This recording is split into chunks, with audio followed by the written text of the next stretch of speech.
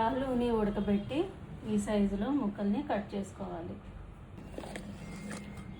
ఒక 2 టేబుల్ స్పూన్లు corn flour, కొద్దిగా ఉప్పు, కొంచెం మిరియాల పొడి,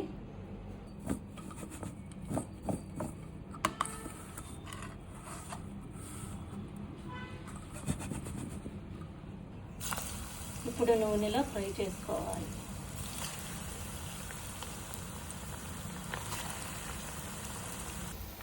బంగాళదుంప ముక్కలు 2 నిమిషాలు ఆగి కిందకి పైకి ఒకసారి కలుపుకోవాలి.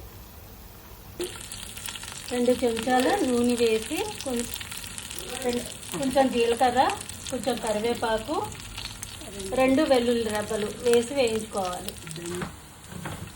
1 నిమిషం వేగాక కొంచెం పసుపు, కొంచెం కారం,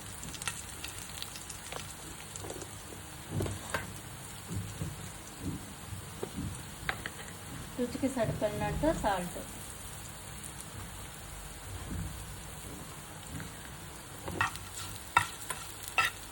వేసి ఒకసారి కలుపుకోవాలి.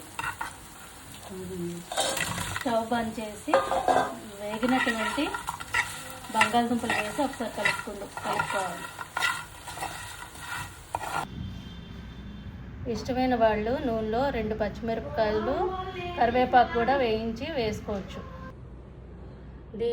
దీని కాంబినేషన్ పప్పుల్స్ కూడా ఉంటే బాగుంటుంది. పప్పుల్స్ బంగాళదుంప వేపుడు కాంబినేషన్ చాలా బాగుంటుంది.